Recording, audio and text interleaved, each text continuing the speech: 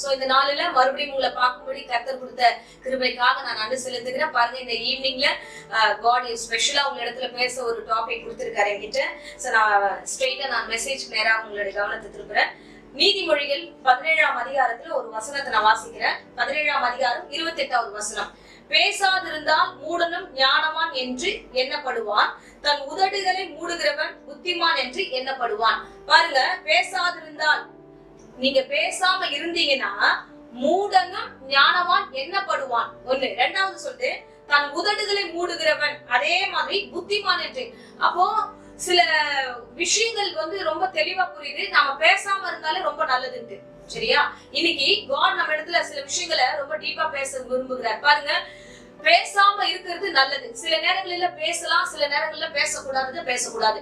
சில நேரங்களில சொல்ல வேண்டியதை சொல்லலாம், சில நேரங்களில சொல்லக்கூடாது. யார்கிட்ட அப்படின்னா, சோ நண்பர்களாகட்டும், அது உறவினர்களாகட்டும், மற்றவர்களாகட்டும், யார்கிட்ட எல்லாம் நம்ம அதிகமா பேசுறோமோ அவங்க கிட்ட எல்லார்கிட்டயுமே எல்லா விஷயத்தையும் ஓபன் பண்ணணும்ன்றது தவறான ஒரு காரியம். சரிங்களா? இப்ப பைபிள் படியாக பார்த்தோம்னு ஆண்டவர் ரொம்ப திட்டமா சொல்லுகிறார், நீங்க பேசாம இருந்தீங்கன்னா நீங்க ஞானமான்றத புரிஞ்சுக்கோங்க. நீங்க எல்லாருமே இந்த பொண்ணு பேசாமே இருக்கு, இந்த பையன் பேசாம எல்லாமே தெரியும் அப்படின்னு நாங்க நினைக்கிற அளவுக்கு, அந்த அளவுக்கு உங்களை ஞானமான்னு நினைக்கிற அளவுக்கு இந்த காரியம் உங்களுக்கு சேரும். அப்போ சில விஷயங்களை பேசுறோம், பேசிக்கிட்டே இருக்கிறோம். பேசுறதுனால என்ன மைனஸ்?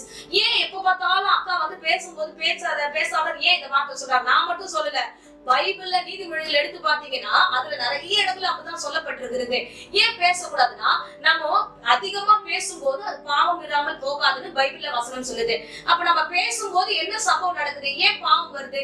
ஏன் சில விஷயங்கள் ஆண்டவர் பேசக்கூடாதுன்ற அப்படின்னா, நம்ம பேசும்பொழுது பழைய காரியங்களையும் சேர்த்து பேசுறோம். அப்படின்னா என்ன தெரியுமா? இன்னும் தெளிவா சொல்ற பாருங்க, உங்களுடைய கடவுளுக்கு மட்டும் தெரிந்ததான சீக்ரெட்டை ஓபன் பண்றோம். இன்னைக்கு பிரசங்கமே அதுதான். என்னன்னா, உன் சீக்ரெட்டை ஓபன் பண்ணாத.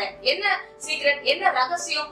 உனக்கும் ஆண்டவருக்கும் தெரிந்ததான ஒரு ரகசியம். சோ ஒரு வேளையில நீங்க ஏதாவது ஒரு தவறுதலான பாவங்கள் செஞ்சிருக்கலாம், அது ஆண்டவருக்கும் உனக்கு மட்டும்தான் அது தெரியும். இது அதிகமா ஒரு இடத்துல பேசும்போது அவங்க உன்னா எனக்கு ரொம்ப பிடிக்கும், நீ தான் எனக்கு அவ்வளவு இது, என் மனசுல இருக்கிறதெல்லாம் உங்ககிட்ட நான் ஓபன் பண்றேன்ட்டு அவங்க உங்ககிட்ட பேசும்போது நீ என்ன பண்ணிடுற தெரியுமா? டக்குன்னு அப்பா அவங்களும் சொல்றாங்க, சரி நம்ம சொன்னா என்ன, நான் இல்ல இந்த மாதிரி இல்ல, சின்ன வயசுல இல்ல, நான் இந்த மாதிரி இருந்தேன்ல, அப்ப என் கூட ஃப்ரெண்ட் இல்ல, அவங்க இல்லன்ட்டு தேவையில்லாத உன்னுடைய வாழ்க்கைக்கு பாதிப்பு உண்டாக்குறதுக்காக பாவத்தின் காரியங்களை, ரகசியங்களை நீ வெளிப்படுத்துகிற.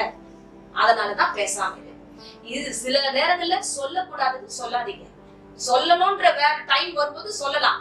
இந்த நேரத்துல காட் என்ன சொல்ற தெரியுமா? சொல்ல வேண்டியதை சொல்லு, சொல்லக்கூடாதத பேசாதீங்க. என்ன தேவையோ சாட்சியா சொல்லலாம். என்ன சொல்லலாம்? காட் நான் இப்படி இருந்தேன், பாவத்துல இருந்தேன், காட் என் பாவத்தை எல்லாத்தையும் மன்னிச்சுட்டு பரிசுத்த வாழ்க்கை கொடுத்தாருன்னு அப்படி போகலாம். ஆனா உன்னுடைய டீப்பான ரகசியங்களை அது எந்த சூழ்நிலையிலையும் மற்றொரு இடத்துல வெளிப்படுத்த கூடாது. ஏன் உன் ரகசியத்தை ஆண்டவர் சொல்லக்கூடாது அப்படின்னு சொல்றாருன்னா, நீ சொன்னீனா அந்த ரகசியம் ஆண்டவருக்கு உனக்கு மட்டும் தெரிந்த அந்த ரகசியம் மூணாவது பர்சனுக்கு, இன்னொருத்தவங்களுக்கு தெரியுது, உன் சொந்தக்காரங்களுக்கு தெரியுது, உன் நண்பர்களுக்கு தெரியுது, மற்றவர்களுக்கு தெரியுதுன்னு அப்படிங்கும்போது, தெரிய ஆரம்பிக்கும் போது அவங்களுக்கு நீ அடிமையாயிட்டேன்னு அர்த்தம். இன்னைக்கு எத்தனை பேர் எங்க யார்கிட்ட அடிமையா இருக்கீங்க தெரியல. கூடுமான வரைக்கும் இந்த ரகசியங்களை எந்த காரணத்தை கொண்டு உன்னுடைய ரகசியம் உன் தகப்பனுக்கு மட்டும்தான் தெரியணும்.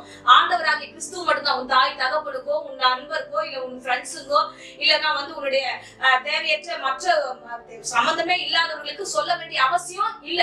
இன்னைக்கு ஆண்டவர் சில தெளிவுகளை வாலிப பிள்ளைகளாகிய உங்களுக்கு ஆண்டவர் சொல்லுகிறார். இந்த வீட்டுல அமர்ந்திருக்கிற இந்த சூழ்நிலையில தான் என்ன நடக்குது அப்படின்னா, நம்ம அடியில இருந்து சொல்லப்படுகிற ஒவ்வொரு வார்த்தைகளும் போய் அங்க லாக் ஆயிடுது.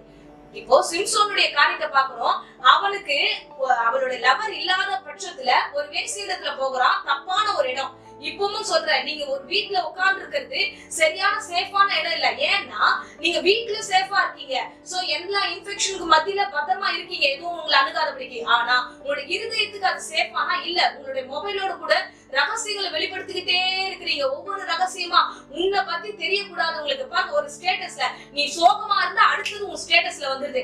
உடனே எல்லாத்தையும் தெரிஞ்சு போயிட்டு, ஓகே இந்த மாதிரி சோகமா இருக்காங்க, உடனே என்ன சோகம்? அவன் சோகமா இருந்தாலும் தெரியுது, சந்தோஷமா இருந்தாலும் தெரியுது. நீ வேற லெவல்ல என்ன மூட்ல இருக்கிறன்னு ஒரு சாங்கோ இல்ல மத்த வேர்ட்ஸோ எதையாவது கொடுத்து நீ காமிச்சிடுற. இல்லன்னு வச்சுக்கோ, ஒரே டார்க் ஆக்கி உன்னுடைய ஹார்ட் இப்படிதான் இருக்குன்னு காமிச்சிடுற. எதுக்கு? இப்ப உன்னை நீ வெளிப்படுத்தும் பொழுது தேவையில்லாம உன்னை பத்தி இஷ்யூஸ் மத்தவங்களுக்கு கொடுக்குற. இதுதான் கடவுள் விரும்பல. தேவையில்லாத இன்னொரு ஆள் உன்னுடைய லைஃப்குள்ள வரா மாதிரி பண்ணிருமே. இப்ப சிம்சோன் அப்படிதான் பண்றான். என்ன பண்ணுகிறானா, தேவையில்லாத ஒரு இடத்துல, தப்பான இடத்துல உட்கார்ந்தாச்சு, தப்பான இடத்துல போயாச்சு, போன இடத்துல அவன் ஒரு பரிசுத்தமானதே மறந்தாச்சு. அவங்க பாருங்களேன், அவன் போன உடனே அந்த நியாயாதிபதிகள் 6ஆம் அதிகாரத்துல ஒரு வசனத்தை நான் வாசிக்கிறேன் பாருங்க. அவ போய் அந்த தெளிநாடு இடத்துல போகும்போது அந்த பிள்ளை கேக்குறான், ஒரு வேசியை பார்த்து கேக்குறா, தெளிலால் சிம்சோனை பார்த்து, உன் பலம் மகாபலம் எதினால் உண்டாயிருக்கிறது, உன்னை சிறுமைப்படுத்த உன்னை எதினால் கட்டலாம். பாருங்க, அவ கேட்கும் போதே சொல்றான், உன் பலம் என்ன, உன்னை எப்படி வெக்கப்படுத்தலாம், உன்னை எப்படி சிறுமப்படுத்தலாம். இது அவ கேட்கிற கேள்வியே தெரியுது. நிறைய பேர் அப்படிதான்.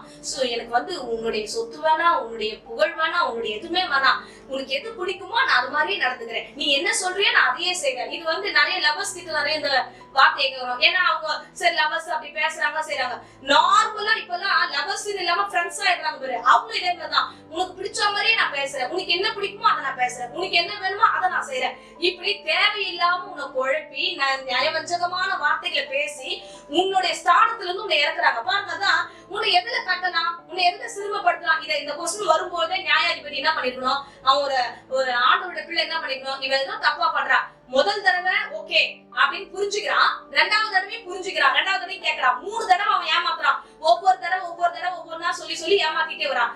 லாஸ்ட் டைம் கேக்குறான், நான் உன்னை நேசிக்கிறேன். பாருங்க, நான் வாசிக்கிறேன் பாருங்க அந்த வசனத்தை, 16வது வசனத்தை வாசிக்கிறேன். தினம் தினம் தன் வார்த்தைகளாலே அவனை நெருக்கி 3 தடவை அவன் ஏமாத்துட்டான். உடனே டென்ஷன் ஆயிட்டா. நான் உண்மையாதானே உன்னை லவ் பண்றேன், நீ என் மேல அவ்வளவு லவ்வா இருக்கிறேன்னு சொல்றேன், என் கூட அவ்வளவா பேசுற, ரொம்ப திக்கு ஃப்ரெண்ட்ஸ் தானே, உனக்கு என் மாதிரி என்னுடைய ரகசியத்தெல்லாம் உன்கிட்ட சொன்னேன், நீ ஒண்ணு கூட என்கிட்ட ஒண்ணுமே சொல்லலையே, நான் உன்கிட்ட எவ்வளவு ஓப்பனா இருக்கேன், நான் எல்லாத்தையும் வெளிப்படுத்துறேன், என் வீட்டுல என்ன சொன்னாலும் உன்கிட்ட சொல்றேன், என் வீட்டுல என்ன வாங்கி கொடுத்தாலும் சொல்றேன், எதுவுமே நான் உன்கிட்ட மறைக்கலையே, அப்படி இப்படி பேசி இந்த சிம்சோனுக்கு இப்போ என்ன இப்போ டெய்லி 3 வாட்டி பொய்யா சொன்னான், 4வது வாட்டி மாட்டிட்டான். பாருங்க, அவன் டார்ச்சர்ல ஒரு வசனம் பாக்குறேன், 17வது வசனம், தன் இருதயத்தை எல்லாம் அவனுக்கு வெளிப்படுத்தினான். இருதயத்துக்குள்ள என்ன இருக்கோ எல்லாத்தையும் சொல்லிட்டான். என் பலம் எதுல தெரியுமா இருக்கு, என் தலையில இருக்கு. இன்னைக்கும் அன்பான பிள்ளையே, வாலிப பிள்ளையே, அந்த பிரசங்கத்தை கேட்கும்படியா அருமையா உட்கார்ந்து இருக்க, கர்த்தராகிய ரட்சகராக இயேசு கிறிஸ்து இடத்துல இருந்து வந்த அபிஷேகம் உன் தலைமையில இருக்கு. அது எந்த சூழ்நிலையும் இழந்துடாத, எந்த இடத்துலயும் விட்டு கொடுத்துடாத. இப்போ அந்த பலம் எங்க இருக்குன்றத அவன் வெளிப்படுத்துற மாத்திரத்திலேயே பெலிஸ்தர்கள் எல்லாம் வந்தாங்க, அவனை பிடிச்சாங்க. அவனை பிடிச்சு என்னெல்லாம் பண்ணாங்க தெரியுமா? ரொம்ப ஒரு கிறிஸ்துவ பிள்ளைகளுக்கு நேரக்கூடாத ஒரு விஷயம் அவனுடைய வாழ்க்கையில நடக்கிறது. அவனை சிறுமைப்படுத்துகிறார்கள். அவனை அவனுடைய முதல்ல அவன் கண்ணை பிடுங்குறாங்க.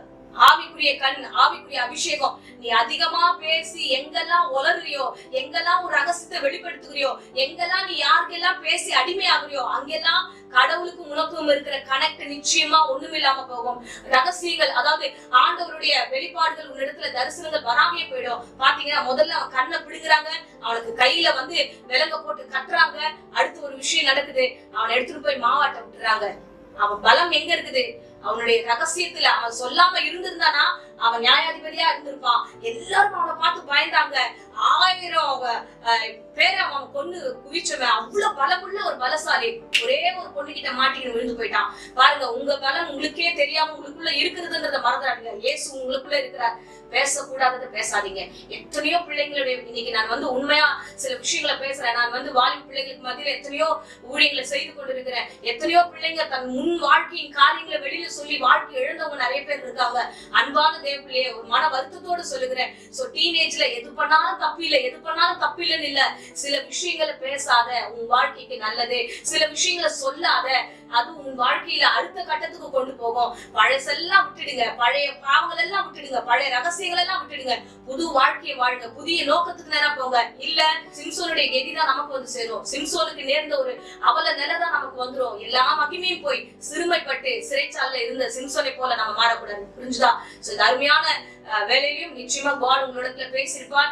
நீங்க எக்காரணத்தை கூட உங்க சீக்கிரட்டை வெளிப்படுத்தாத, உங்க சீக்கிரட்டை சொல்லிடாத. ஓகே, உங்களுக்காக நான் ஜெபிக்கிறேன். அப்படியே கண்களை மூடி நாம் ஜெபிப்போம். அன்பு ரட்சகா, இந்த அருமையான வேலைக்காக ஸ்தோத்திரம் ஆண்டவரே. இன்றைய பிரசங்கத்துல ஆண்டவரே எந்த காரணத்தை கொண்டு பழைய ரகசியங்களை சொல்லாதீர்கள் என்று ஆண்டவரே இன்றைக்கு பேசின பிரசங்கத்துக்காக நன்றி செலுத்துகிறேன். என் வாலிப பிள்ளைகளை பத்திரப்படுத்தி பாதுகாத்துக் கொள்ளுங்க ராஜா. இது நிமித்தம் தேவையற்ற வார்த்தைகள் பேசாதபடிக்கு ஆவியானவரே அவருடைய அபிஷேகங்களையும் அவருடைய பலனையும் அவர்கள் எழுந்து போகாதபடிக்கு பாதுகாத்துக் கொள்ளும். தொடர்ந்து வழிநடத்தும் உங்களுடைய வாழ்க்கையும் ஆண்டவரை நீ பத்திரப்படுத்தி ஆசீர்வதியும். எல்லா நாசமோசங்களும் பிசாசின் கிரியைகளும் இயேசு நாமத்தினால் நான் சபித்து கட்டுகிறேன். என் தேவனுடைய பலமும் கிருபையும் அபிஷேகம் பிள்ளைகளை நிரப்பட்டும். இயேசு நாமத்திலே ஜெபிக்கிறோம் ஜீவனுள்ள நல்ல பிதாவே, ஆமென்.